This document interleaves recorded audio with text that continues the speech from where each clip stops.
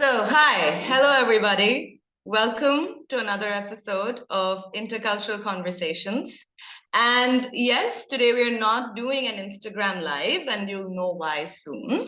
It's for a very relevant and um, and for a reason where I completely relate to, and it has made me think that whether I should be doing this on Instagram or not, but that's a conversation that's going to be separate as well. But today I'm going to be speaking with Grace. But before I introduce Grace to you, I wanted to just give you some context to what we're going to be speaking about today. And I think even when I started Intercultural Conversations, it was with an intent to, yes, understand culture.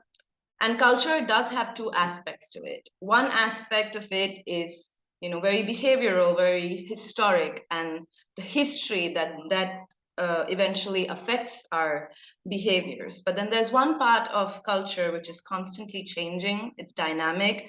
It is affected by its present. And in the present moment, I'm sure many of y'all, just like me, are thinking that we are in a fluxus, right? We are at the cusp of change with many things. And for me personally as well, a lot of that change has been influenced by the accessibility to information. So that has been, good and bad for us, the bombardment of information that we have on a daily basis. It has influenced, of course, the way we think, but also the way we function. And because of the accessibility of information that we've had, it has brought in radical change, it's brought in radical rebelliousness, but it's also brought, we are kind of entering into an era where there is no other way but to move into a much more non-hierarchical, much more decentralized, much more collaborative way of association, of course, with other human beings and as a community, right? So that is going to eventually affect cultures a lot. I come from a culture which is very collective. So as you may know, I'm born and raised in India. So I come from a very collective culture where everything around, like people around you and things that are around you are very interwoven and interrelated.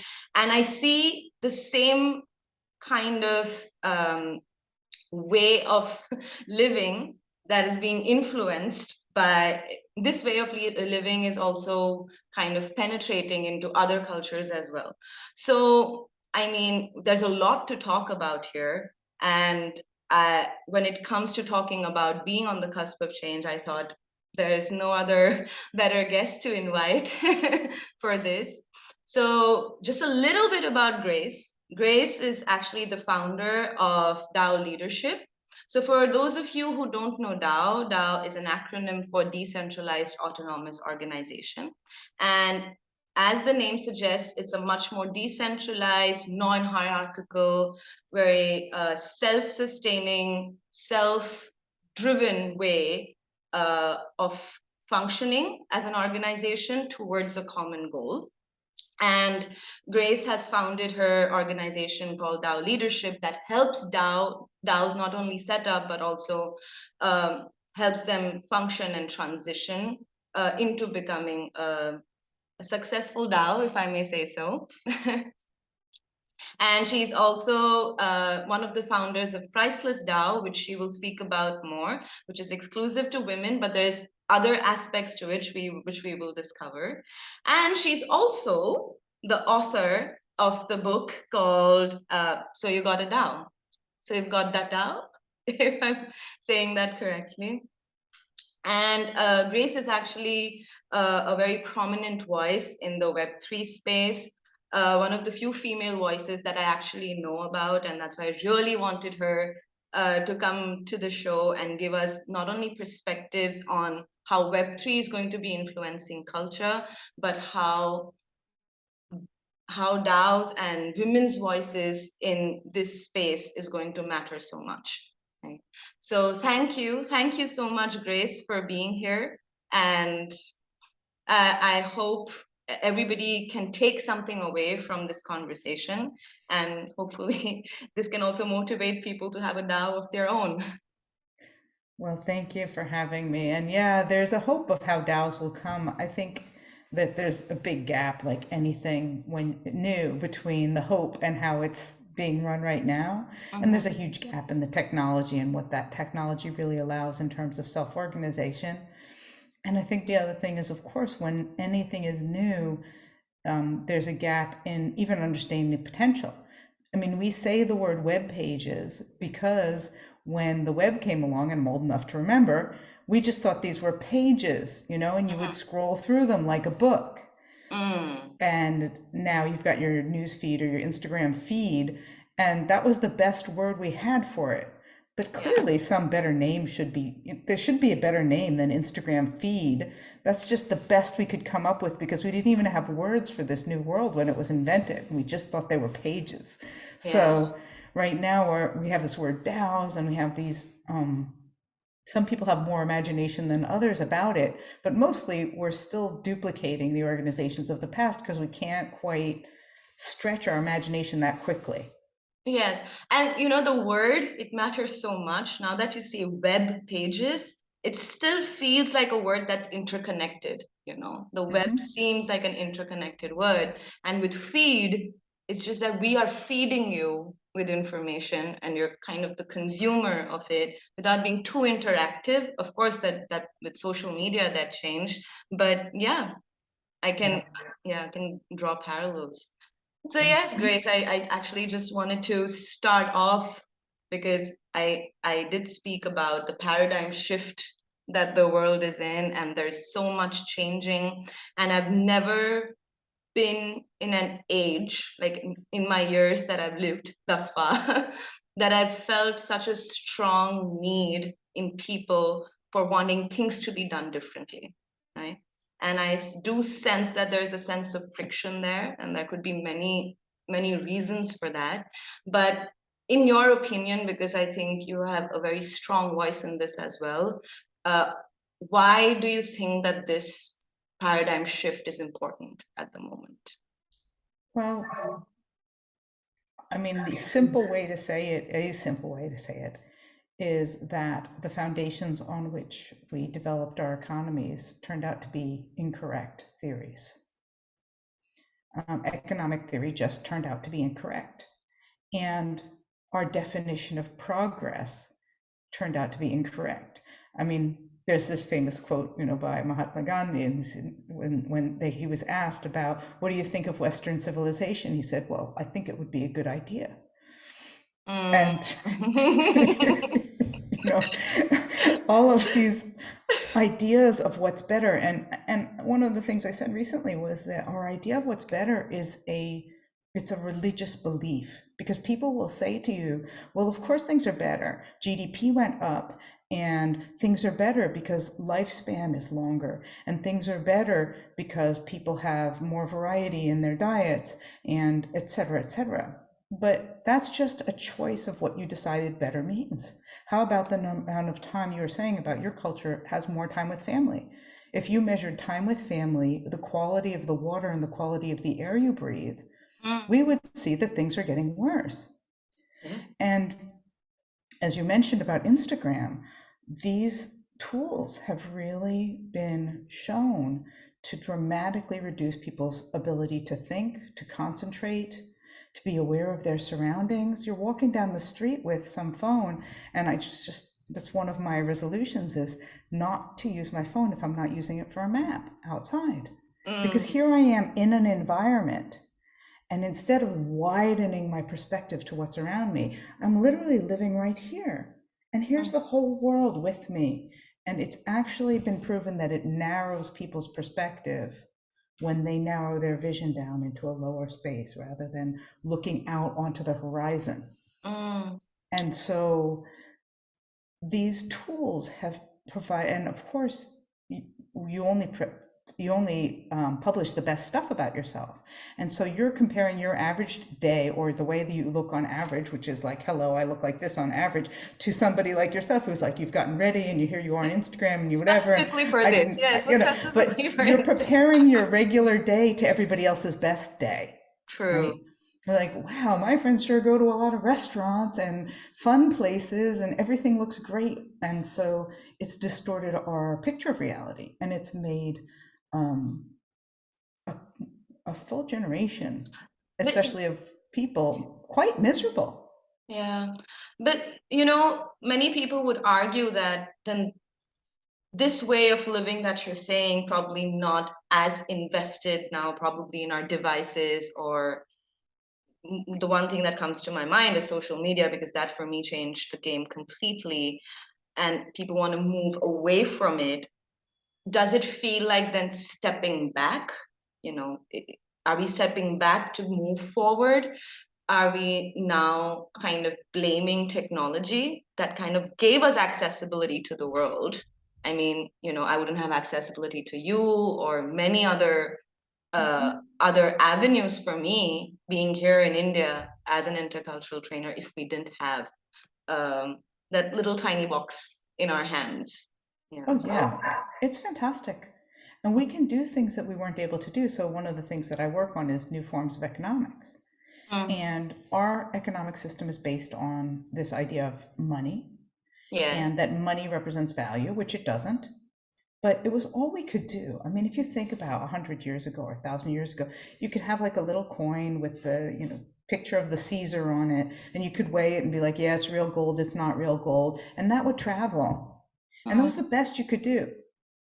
And then if it was with a president or the queen or whatever it's got a picture of, right? And that was the best we could do. We couldn't say, I couldn't pick up this thing here and say, oh, I can only say how much it costs, and that's it. But now I could actually, with this device, and you see that on electronic devices, I can understand its ecological footprint. I could understand what type of labor was it, slave labor? How much did it travel? Where did these plastics come from? How much of them are recycled? I could get a lot more information on the commercial value of this. I don't, remote control thing. Apparently it's for apparently it's for some sort of TV. And I could get a lot more information about it now, and trade could look very different. My exchange with you could be very different rather than using money, which is just, it blinds us to all of that information. You're like, oh, here's $1, here's an apple. Now I want to know, is that an ecological apple? Is that, how far did it get shipped? Was it picked when it was ripe, or was it picked 3 weeks before it was ripe because they had to ship it and we needed to look good? And there's so much information that could be transmitted now. And one of the ways that I think about economy is, what if we had a measure of food on table? You just could see, instead of your GDP of your country or your city or your neighborhood, you could see how many people went without food today. And you could say the distance that the food traveled. Wouldn't that be a different way of redistributing food? Right now, the only way we have is to give people money for food. But what if you really knew, did they have food? And in your country, you have that ability. You could know, has this person not gone to the market or bought less than they normally buy in terms of food? And you could actually have a record of, in this neighborhood, we're seeing a reduction in the amount of food people are buying.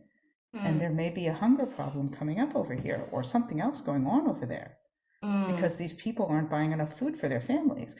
And so money was designed for us to be able to help people in that way, but it doesn't give the information. And now that we have these wonderful boxes, imagine if we didn't have money, but we really knew the reality. If we didn't have carbon credits, you don't need carbon credits. You could just say, okay, this is the, this is the temperature of the earth, this is the air, this is the quality of the water, this is this. We don't need these proxies anymore, because this magical box that you're talking about could reorganize society. We just have to figure out a way to reorganize society that isn't antisocial and isn't anti-environmental. And we have the potential. We do. I hope we do. And we have the technological potential. Yes. So I think there are many people who I talk to, especially in the Web3 and the crypto space, especially the crypto space, actually.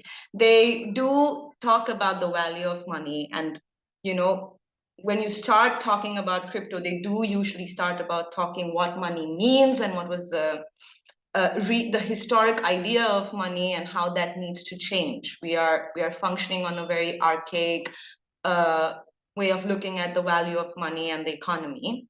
So do you think then in that respect, crypto is kind of the answer to it? So when you mean technology, what exactly are you meaning here? Because my immediate deduction, unfortunately, is like, okay, then crypto is the answer to everything now. It's a part of the puzzle. Mm. It's a part of the puzzle. And a part of the puzzle is, so I don't look at it in that way. I look at what is the design I want and then which technologies. And it's part of the puzzle. Crypto has, and not crypto, but blockchain has the ability to give me a record of what really happened.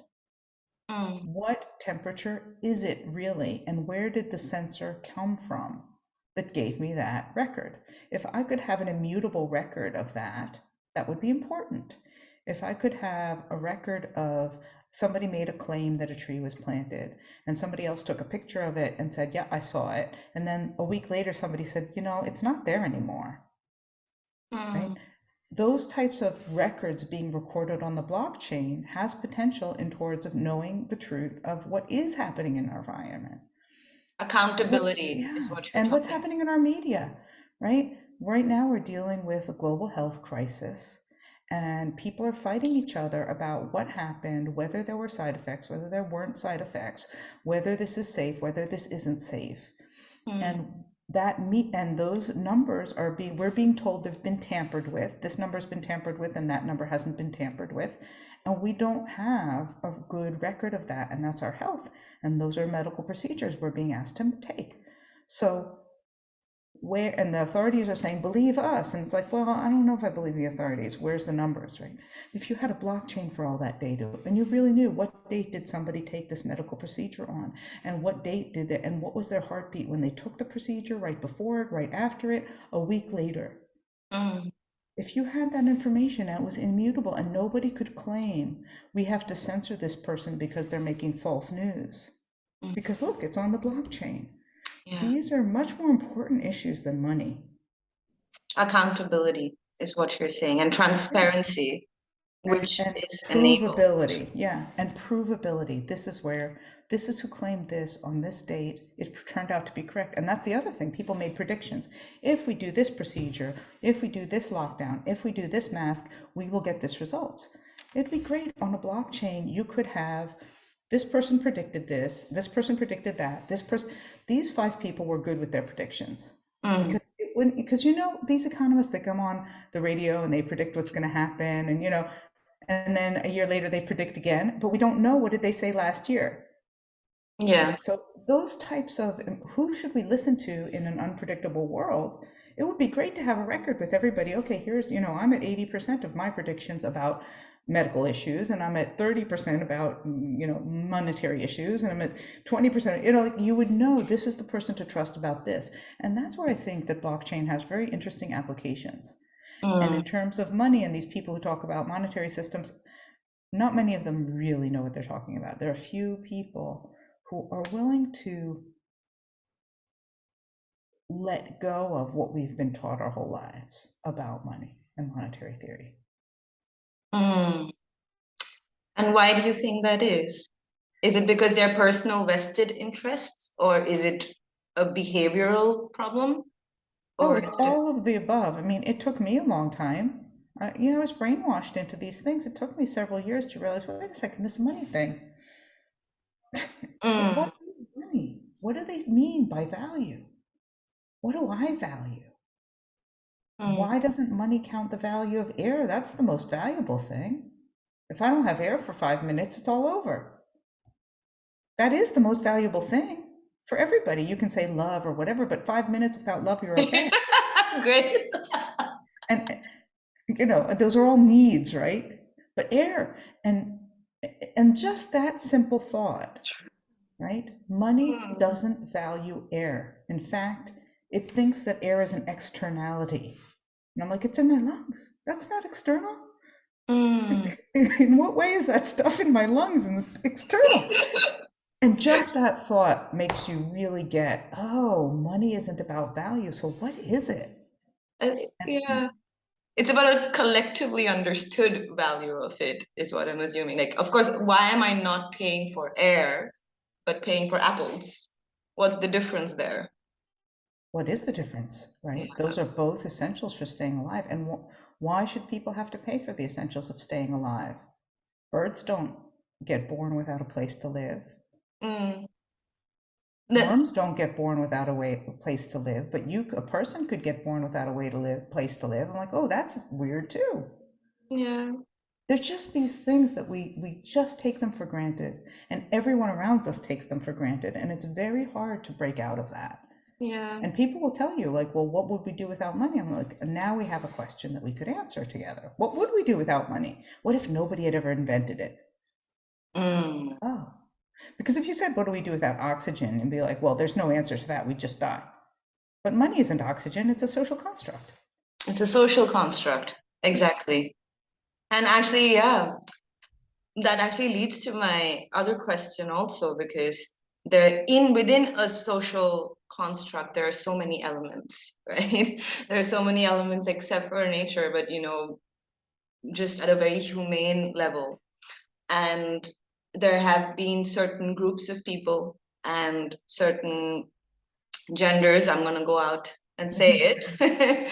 And there are certain genders who have held positions of power for so long that have led to certain kind of conditioning in our society as well. Yeah. And for some, it may take some time to accept that, of course. But then there are some, of course, like you and I, who are out there and saying that there are concentrated there's a power concentration that's happening that's not letting equal distribution of probably wealth and power as well. So, that brings to my question about priceless DAO. My understanding of priceless DAO is that within this paradigm shift that's happening in society, you wanted to take an opportunity, along with the other founders of the DAO, to give women a voice. And not give women a voice, but to give women a platform to kind of amplify their voices. So I'd love to know more about that also. So priceless economics, it started with priceless economics, with that question, what is money? And the idea that the purpose of an economy should be to keep people alive and healthy and happy. Mm-hmm. That the purpose of an economy is to elevate life. And so if you were creating an economy to elevate life, you wouldn't look at GDP. GDP is a dead number, right? You would look at the food on people's plates. You would look, do they have a place to live? You would look at their mental health. You would look at drug addiction. You would look at, right? You would not be looking at money. And so priceless economics is a number of different models, one of them which I've invented, one of them my friend Diana Finch, and another one my colleague Shai has also invented in different places. And the people who I found who were looking at non-monetary economies, either just by chance or by something about the mentality, happened to be women. I really could not find very many men. I don't think I can think of any of them, any men who are working on non-monetary economies. They sometimes are working on community currencies or bridges to a non-monetary economy, but this idea of a sharing economy and this idea of not using money seemed to be the only people who I could think of who were working on that were women. That's interesting. And what you said about people having power, so there's a difference between power and force. And we don't think about that very much. But one person who's willing to use force can overpower many people. And that's how our society is constructed today, because it just is the case that men are more willing to use violence. Most jails and almost all violent crime is committed by men. And if you think about this even further, and again, I'm not accusing men of being bad. There are roles for men and roles for women. But who are the soldiers? And who are the people working on the oil rigs? And who are the people, cutting down the mountains and fracking? It's really not a lot of women. Really not. And those are physiological attributes in some ways. And in some ways, they're also, I just cannot imagine, and probably you can't. We've all seen these pictures of forests being cut down and the orangutans, being destroyed. I can't imagine doing that for even 20 minutes and not saying I have to stop. But there's some people who can do that as a living and not see what they're doing.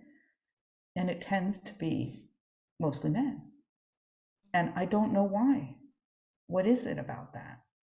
We're certainly biologically different. And again, I'm not accusing them. You need people to defend each other. You need people to kill off that lion when he comes and is going to eat your tribe. You need the protection of those people. But our society has fallen prey to those who are most willing to use violence, who are most willing to move fast and not think about long-term consequences. The entire society is designed around a monetary advantage for those people who don't care about, and then they're a minority of men. It's not even a majority of men, but that small minority of people who are willing to use power or force in those ways are in charge.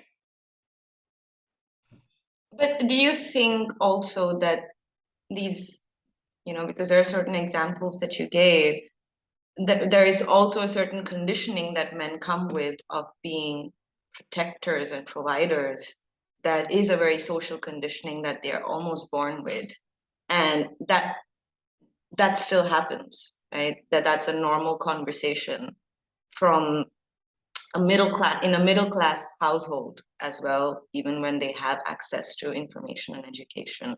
But just the idea that men are supposed to be providers and they're supposed to be protectors, and that is also forced upon the people who then force it on society at large. So do you think that could be a reason as well, and then that has to change or reverse? I don't think it's a constructive argument. We're never going to know the answer to that. I think I have my opinion about it, but it doesn't matter. We've constructed a society so that the people who are willing to use force, whether they're men or women, the people who are willing to use force, cut down a rainforest, treat their workers badly, it could be a woman. Our society is constructed such that those individuals will win. So it's a much more masculine way of functioning, is what you're saying. Yeah. I believe it is. Yeah. The winner take all. And there is, I don't want to go into the biology of it. There are biological reasons. A woman always, a woman has more opportunities to have a baby, and it will be her baby.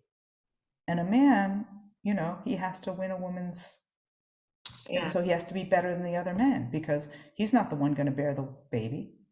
My babies are always going to be my babies. And those are biological reasons why men and women.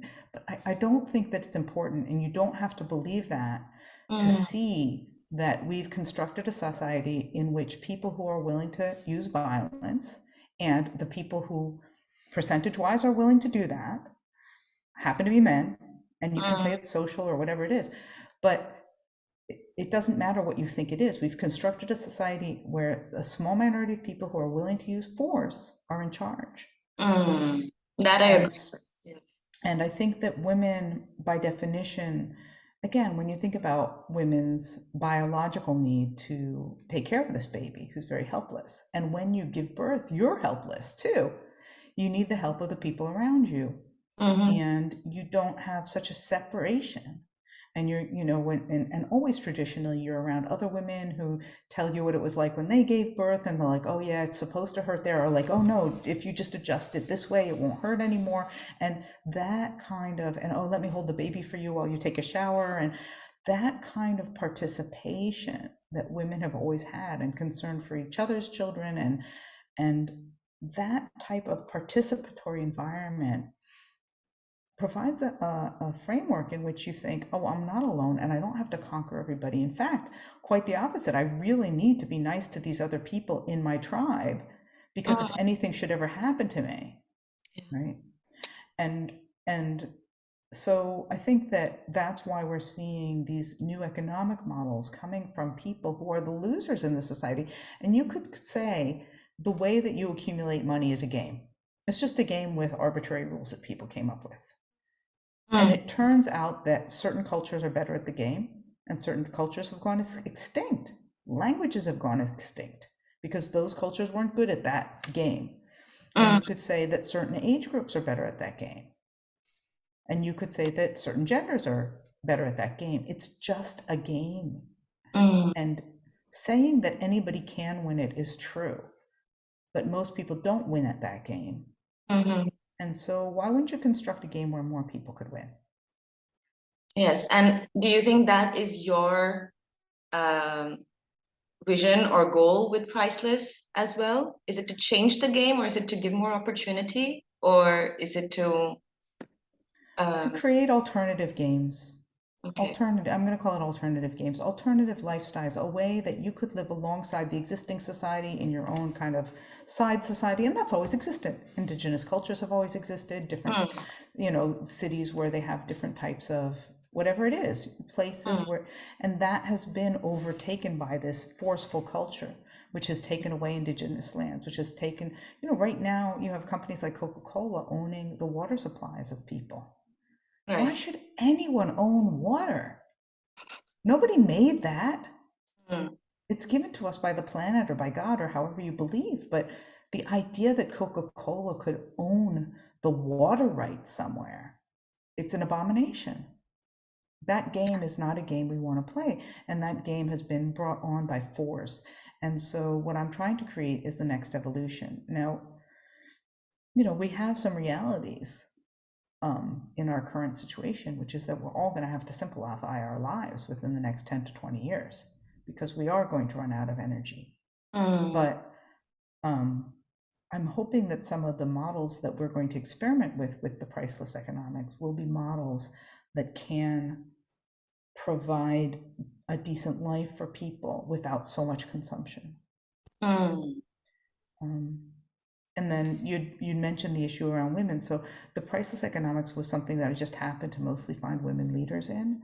And we are working with men in those economies. Of course, those are, community-based economies that have men and women involved. The Priceless DAO, we're hoping will become a fundraising mechanism for this. Okay. And the Priceless Women's Wisdom Group we just wanted to have a different kind of conversation. We noticed that all the people talking about what you're talking about right here is the meta crisis. It's called the meta crisis, or however you want to call it. Whenever you go to these sense-making groups, they seem to be dominated by 80% men. And you can join them and create equality, but you're not going to change the structure of that group. And what if we started the other way? What if we started with female-only spaces? And when we're ready, we may bring in men to those spaces, but what would that look like to try to get women together and get a sense of what's happening? And at the moment, what's the pulse that you feel? What's it looking like within the wisdom of these amazing women? It's been extraordinary. We decided to take this first month cycle, and we're using month cycles with the 3-week meetings and then 1 week of reflection. Wow. Which is a very natural cycle. And I feel a lot of women have just gotten out of touch with their own cycle. So let's go back to that. 3 weeks of work, a week of reflection, that seems really good. And just the nature of the conversation is completely different. There's more pauses, there's a more reflection. I find that all of us slow down in that environment. And it feels like we're not doing anything. Like I have this, I can see that in the current default world, the idea that you should be doing something. We don't record them. We don't put them out. We're not publishing media. We're not even inviting anyone on social media. We're inviting people individually. Invited you. I have to fight that instinct. Like, what are we doing here?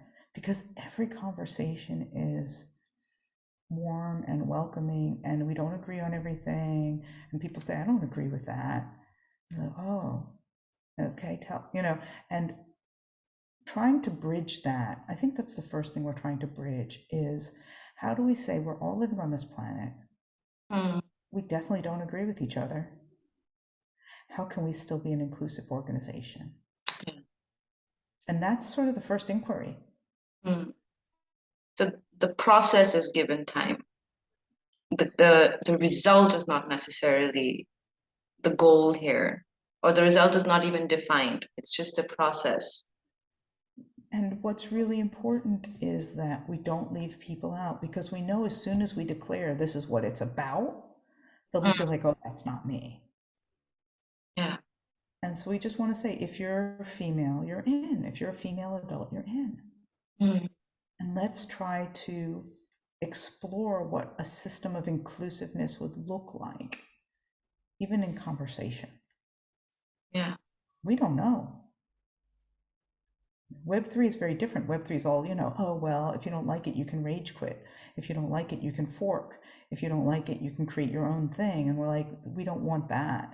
And we've had people who came and they felt uncomfortable and they didn't come to the next meeting, and we go after them. If you've invited somebody and they didn't come to the next meeting, you call them and you say, what happened? Oh, Mm, but when have you ever belonged to that group?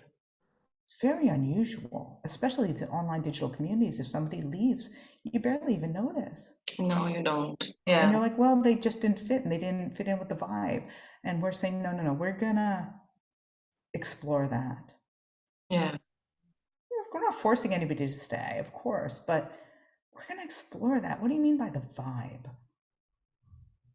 That's what the youngins are calling culture, by the way. They're calling it Yeah, vibe it's a vibe. Yeah, with the Z. vibes, vibes. Yeah. Yeah. I'm assuming these group of women, they come from different walks of life and they come from, different experiences and they come from, of course, different cultures as well. And I don't know much about your personal life or your personal background either. I think the very little information that I have is very country specific, and of course, then a lot about your work. Um, I know that you're an Israeli living in Slovenia right now. So I find that a very, cross-cultural context and setting that you are working in. And you have done some work wherein you have defined company cultures and kind of helped them transition as well and built a culture along with them. But leaving that aside, I just wanted to understand your personal background and your personal cultural background as well, and how it has influenced all the amazing work that you're doing currently, or if it has influenced at Yeah. Oh, all. certainly. Yeah. I was born in the U.S. Okay. In the late '60s, and I grew up through the '80s. My mom was actually in the '60s and '70s very vocal. She's a biologist, a PhD, and Oh, that was not so acceptable at that time. And there were issues about my father getting tenure because his wife was this loudmouth person, women's movement person. Um, and so both of my parents are biologists. And growing up, I just felt in the '80s, I was sold all this, money and, trickle down theory of economics. That was, Thatcherism and Reaganism in that period of time. And the fall of the Russian, the USSR. And so I was sort of, very bought into this. But I felt there was something wrong about it. I had spent a year in Israel and I just felt that people didn't have a sense of connection and that they were worshiping things and convenience. And I wanted to move somewhere where there was a simpler life, there were more connections between people, where it just felt like more comfortable for me. And so I moved right after college, my first degree, I moved to Israel because I said I didn't want wow. to raise my children over in America. And at that time, Israel was a developing country. It was not in the OECD. Mm, Everybody was, equally kind of equal, and there wasn't a big gap between the rich and the poor at all. mm. And when tech came in, then there was a big curve up, and so I actually got to ride that curve and to see what it was like to become from an equal society to a more capitalist society. And I was very comfortable in that because, of course, I'd grown up that way, and I did quite well. And I had the company car and the whole deal, and a boy and a girl, and all the things that you would have in your conventional life, and um, yeah, and it went well, but there was a point at which I started getting allergic and I started physically like skin problems. And this was when a lot of chemicals and the pesticides came in. Mm, And there's certain things that I just can't consume. And the EU has pretty good regulations. And I noticed that when I traveled to Europe, I didn't have those things. And when I traveled to the United States, I did have them. And mm, and I noticed that all the things that I had gone away from, this kind of rushing around, and this, everything had come into me, and the consumerism had come to Israel. They had changed to a more capitalist system, and it wasn't what I wanted. It wasn't, and also my children became adults, and I thought I could continue along this path and be like my friends, but I felt this calling to work on a more global level. And I thought, if I stay here with the same friends and the same the same neighborhood and the same lifestyle, I'm going to be like them, which is they volunteer at a local level and they take nicer vacations than they did when they were younger. But I just felt this calling to do something at a more global level.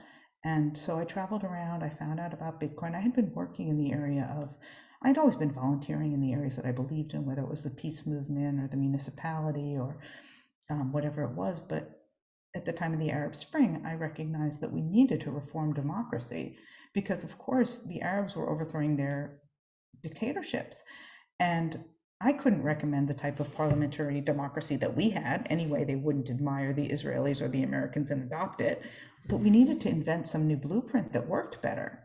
And I also recognized when I left Israel 6 years ago, approximately, that the problems that I came to Israel because I felt attracted to solve them, like the Israeli-Palestinian situation, these were no longer local.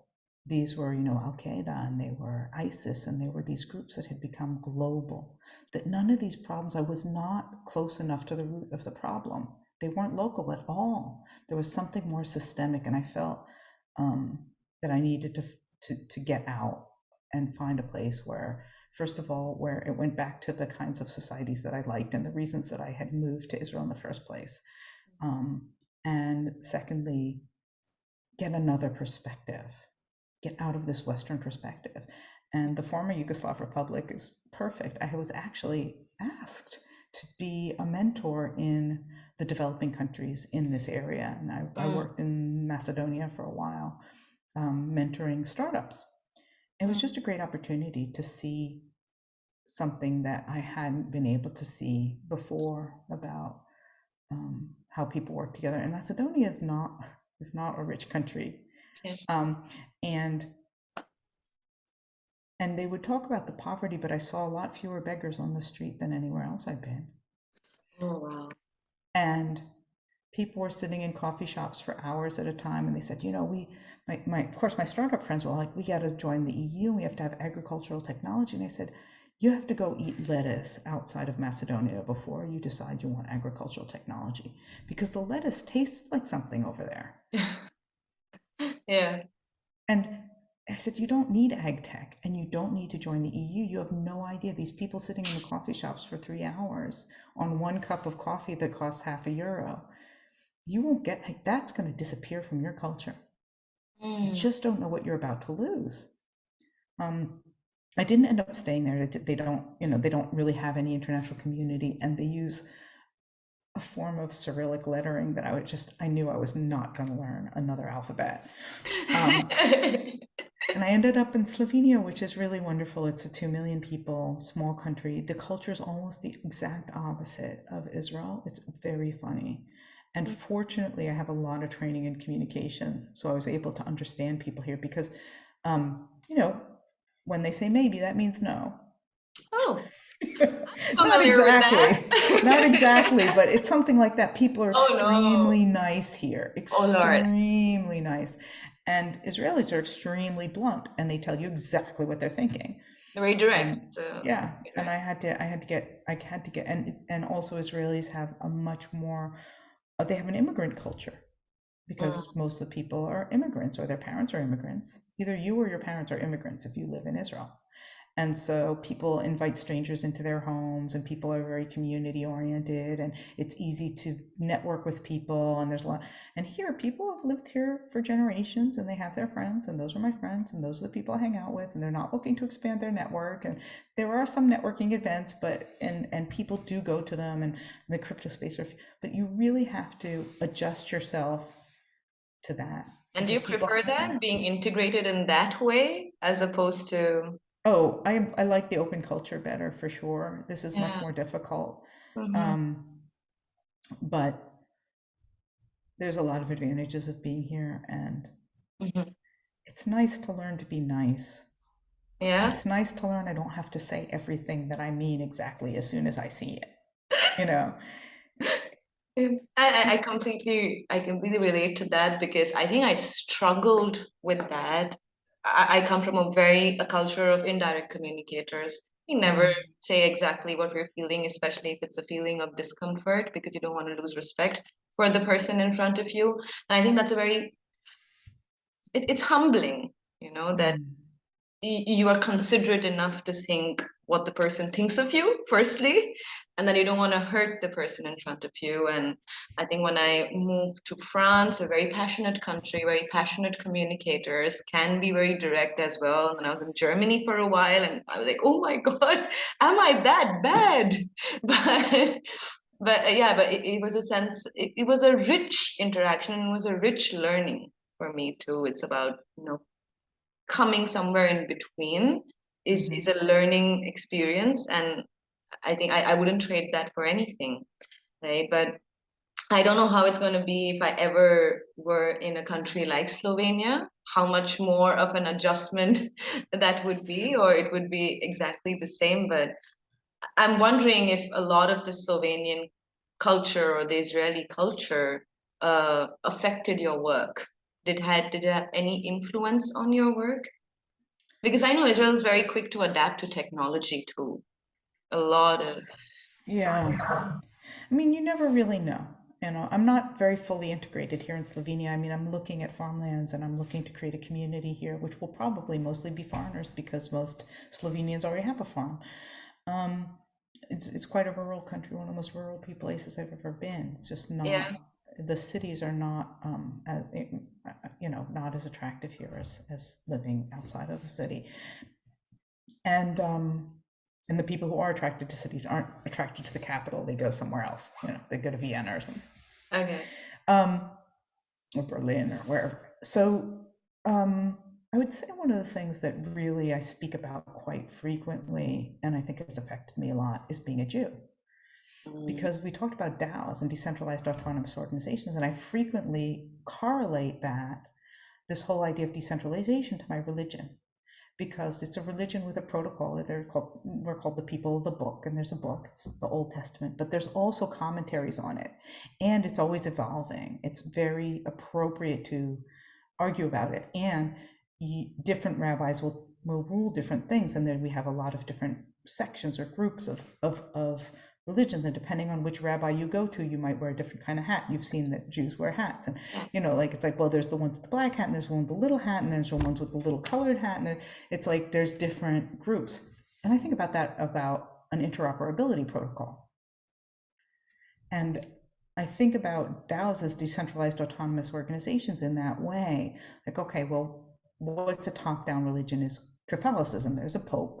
His word is the word of God, and that's a top-down hierarchical thing. And it Mm, has a certain history and it's richer than God. And then you've got Judaism, which is these decentralized autonomous organizations. And not only is it autonomous in multiple ways, it's autonomous in that each little group of Jews is autonomous from the other one. So if this ruling, this group rules that you can only whatever get married in this way, and this one rules a different way, and each one has different rules, and they're quite subtle, these different forks of the protocol. mm, And then you have things like, oh well, we want to create a country. Okay, we wanted to create a country, and some Jews like, oh, let's create a country, and most of the Jews were like, go ahead, buddy. Go ahead. There wasn't a vote, right? It wasn't like we all got into this technology and we all voted and then we decided, yes, we're going to have Israel, and no, we're not. It's like, some of us went there and did it. yeah. And that's a centralized organization. Israel's a centralized organization. It's a democracy, but it's centralized with a central power, just like most of our democracies today. It's a parliamentary democracy. And it wasn't voted on by the Jews. Mm, And some Jews still think that shouldn't happen, that there are Jewish sects that are like, until the Messiah comes, we shouldn't go back and live there. And there are people who believe that. And there's Jews who still speak Yiddish and don't speak Hebrew. because you shouldn't speak that language. That's the language of the Bible. You should speak Yiddish, and they speak Yiddish, and they usually speak both, and they've mostly given in. And if Israelis come and speak Hebrew to them, they'll speak Hebrew to us. But in their families, they speak Yiddish, and these are different forks of the protocol, but we all know how to interact. And so if somebody dies, you need 10 people to say the mourner's prayer. They have to be 10 men for most of the sects, but some people say 10 women, and you have to be over the age of 13, and we're interoperable protocol. We understand that that is the protocol. And we also know that even if you're not a religious man, if your mother is Jewish, you're a Jew and you count as one of the 10. It's a very specific protocol. I'm telling you these because it's very much like a blockchain, right? Like it's like there's a protocol, we know how to interoperate, we know and it's very interesting. And certain rulings happened after people moved to Israel because the protocols had forked and there were certain kind of foods that these people ate and those people didn't eat. And they made a ruling. It's like, okay, now we're going to merge the two forks. And it's profound. It's profound how many things. I happen to be fairly religious. Some people would think I'm not at all religious because they belong to that protocol where they're more strict about how they dress, for example, where I'm not particularly strict about how I dress. But I understand the protocol very well. And I find that there are a lot of relationships between some of the protocols in the Web3 world. And some of the most interesting conversations I've had are with Arthur Brock, who's developing Holochain. And he'll say, we've figured out this, protocol for this. And I'm like, oh yeah, in our religion, the way that looks is this. Because apparently there are some fundamental principles about what it looks like to create decentralized organizations. And because of my religion and because I'm very aware of what these things look like as human protocols, I can see certain things about the blockchain and about Holochain as an example of something that's not a blockchain that are structurally more sound or less sound. And you take influence from that and draw comparisons. That's beautiful. And the other way is that right now I'm really concerned about the planet and organization around bioregions and how we do that. And I find that because I'm a foreigner wherever I am, like really literally, even if I went back to America, I'm kind of a foreigner now. Being a Jew, also there's kind of a history of that. What does it mean to be a Jew, and what role does that person who's a multicultural person, because by definition the Jews were almost always, since the diaspora, the Jews were multicultural people because they had their own thing. What does it mean to be a multicultural person in an evolving world, and what is that role? And it's helping me better formulate what my role is.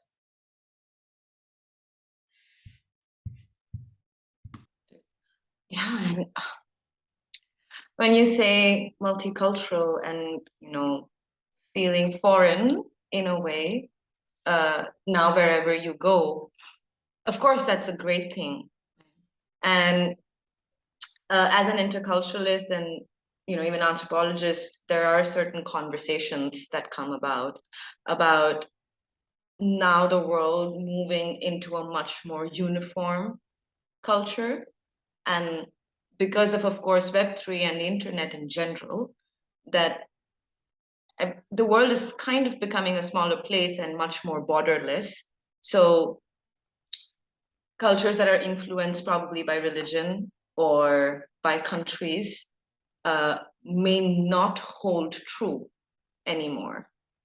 And that is seen, the reflection of that is seen in metro cities. So every metro city that you go to, like metropolitan city across the world, you find there are certain things that are they function exactly the same, right? Of course, it's the same in rural areas too, but more so metropolitan cities, they function more or less in the same way across cultures.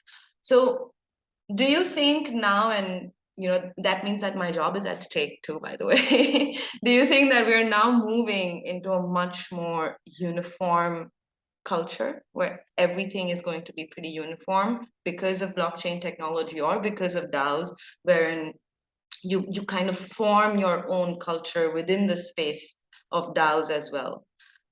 Percy, is that necessary?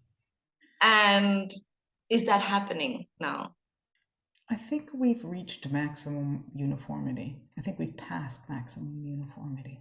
Yeah, you feel And that? I think that we saw that during the pandemic, and we see that in the United States in extreme ways, with the QAnon and the Trump and the, like there's people who believe way over there, and then there's people who are like on the other complete opposite where, a man can be a woman and a woman can be a man, and we have to be tolerant of everything, and there is no real truth, right? And so like we've got these extreme, from moral relativism all the way up to, QAnon. And I think we have seen, in particular with the mandates and with everything, we've seen more and more fragmentation. Part of that is because of the internet, because your feed and my feed are not the same feed. I don't have a feed, but even if I do a Google search for something and you do a Google search for something, we will not come up with the same results. And we're actually being herded into these different, egregores, I won't go into egregores, but we're being herded into these different filter bubbles where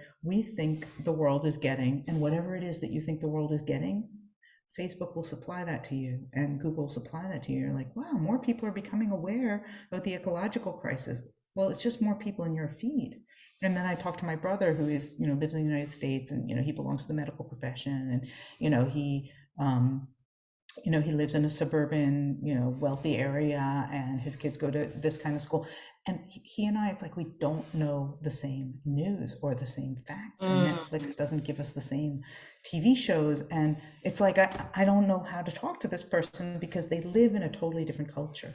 And so I think the cultures, and certainly Balaji's, Balaji Sarvassian wrote The Network State. It's a little bit about that, like how do we form these new network states around these things. I think there's some naive things about what he wrote, but there's a lot to it. It's like we are now self-selecting ourselves for different cultures. Some of those cultures are are going to be very problematic. Cultures around, oh, it's fine not to get married or to have children very late. Those cultures won't survive as well because our bodies are not any different, and you can't have children that late. And if you do, you'll have more birth defects, and that's just, those cultures won't survive, not because they're bad. It's not evil or bad to have children late in life. It's just not biologically very possible. So, there'll be certain things that when we say that truth is relative, some cultures will die out and some cultures will evolve, and they're going to look very different than the cultures of the past. But the things that are wisdoms, and that's why I do think there's a lot of wise things about, my religion. Some of them are ridiculous at this point, to say that, there's something wrong with being gay or whatever. Like, okay, that does say, the scriptures do say that, and it's fine, like there's nothing wrong with it. But some of the things are very wise, like be careful about what you eat, and there are dietary laws. Maybe some of those are smart. Well, they certainly have lasted thousands of years. And so,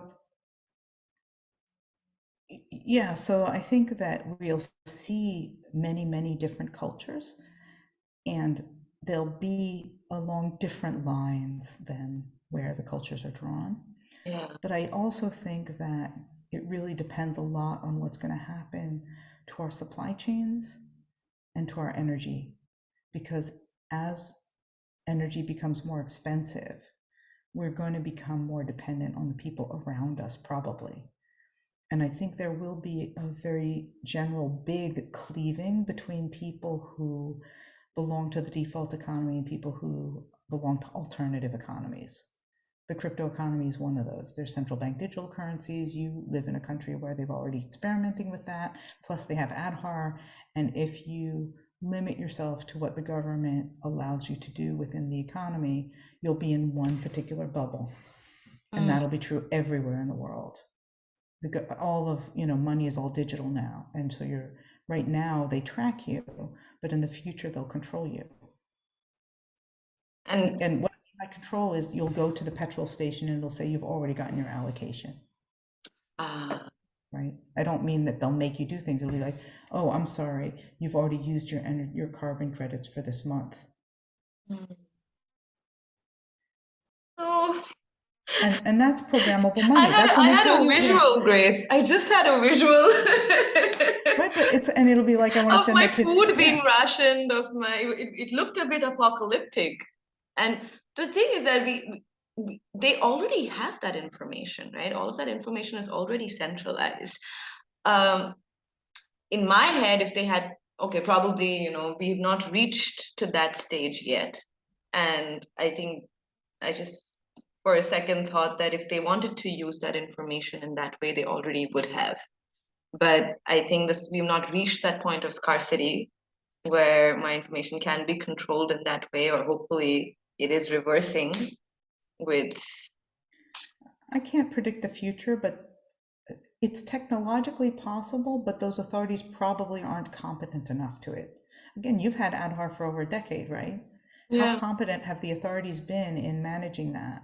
Oh, it's been difficult. Yeah, it's not, Yeah. they don't have the competence to regulate all those things, but it will be quite easily regulatable, what schools you're allowed to send your children to, all that stuff. And, we saw in the lockdowns in many countries, I don't think in your country so much, the level at which people were willing to be controlled.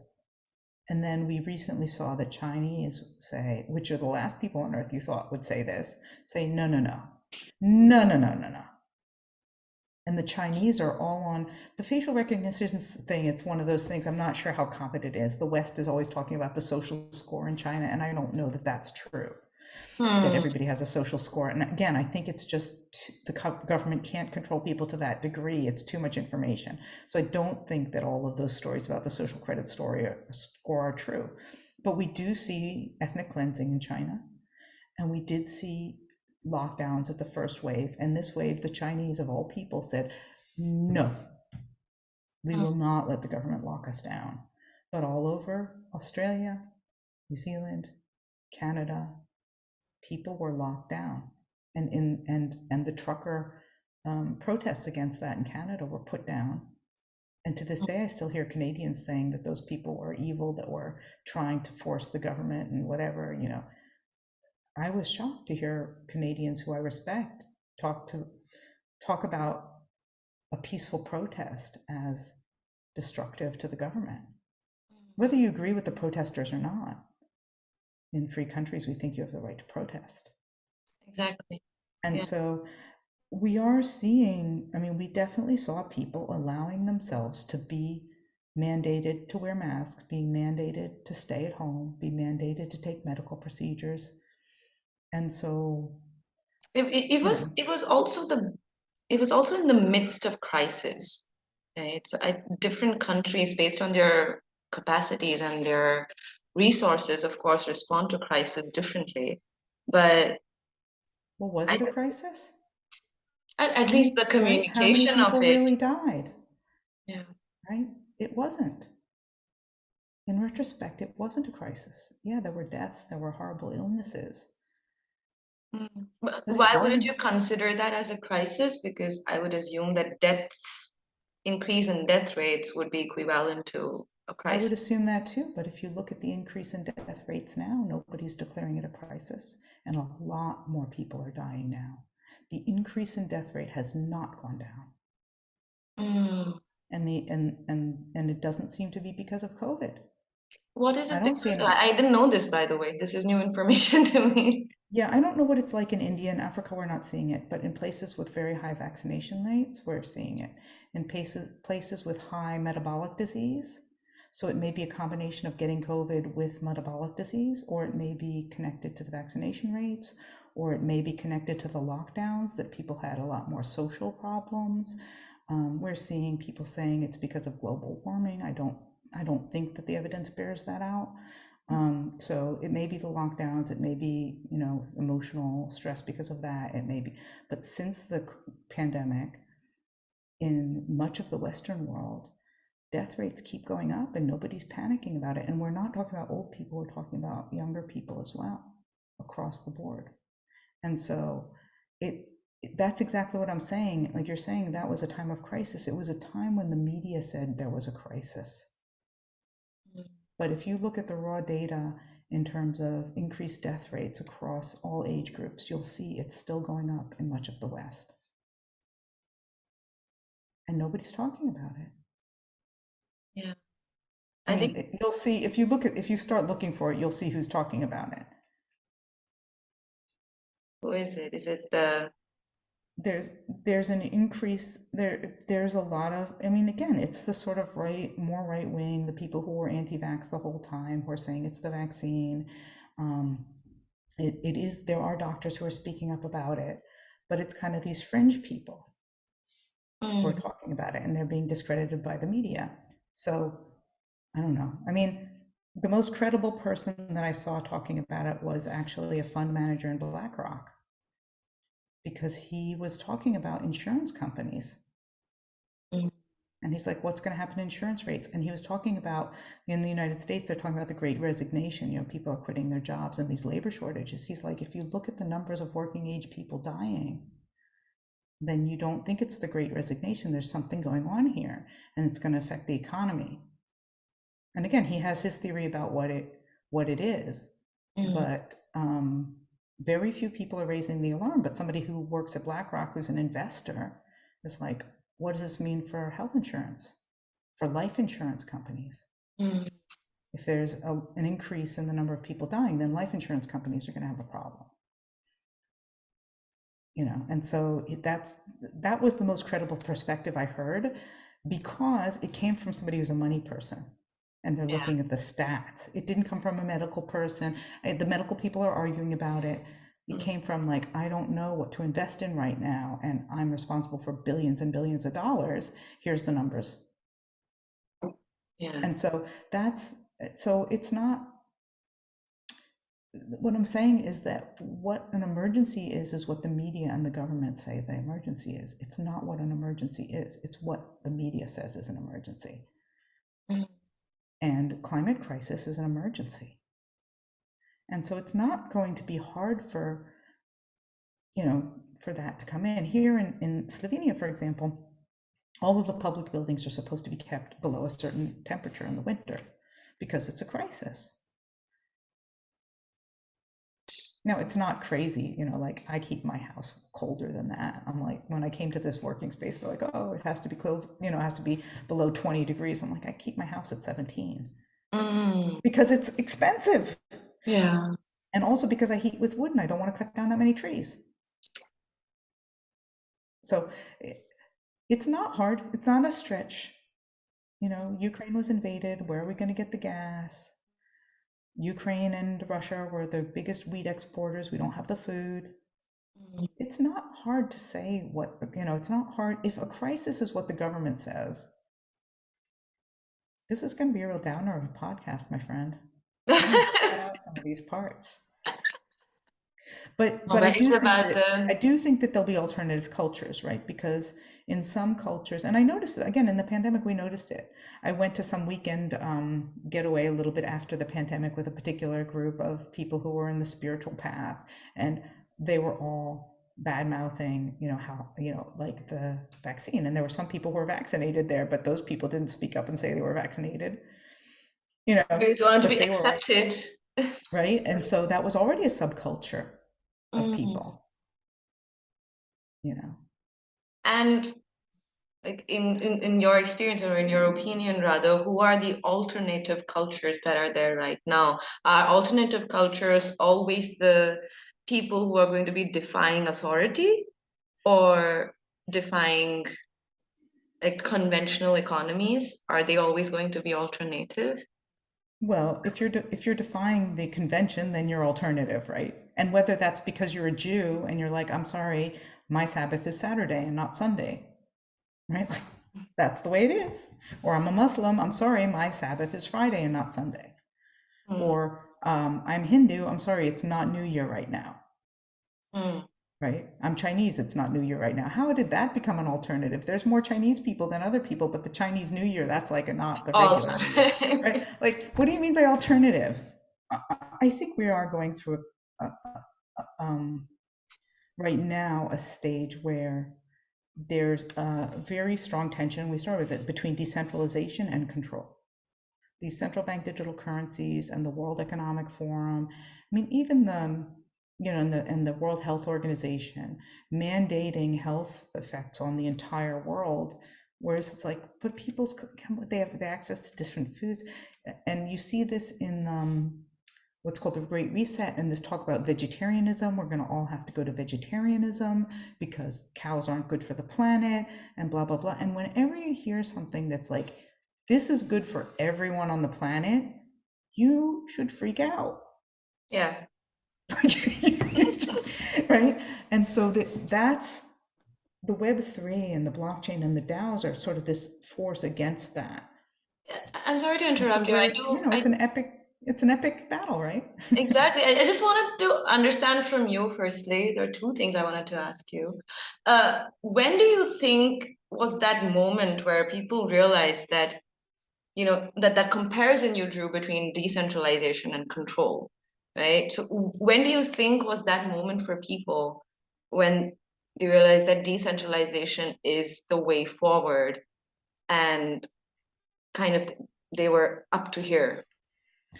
I don't think there is a moment. It's like we've known about the ecological crisis for 40 years, 50 years, and I didn't think it was a big deal. And I was dating somebody for a while, and it was like the biggest deal to him.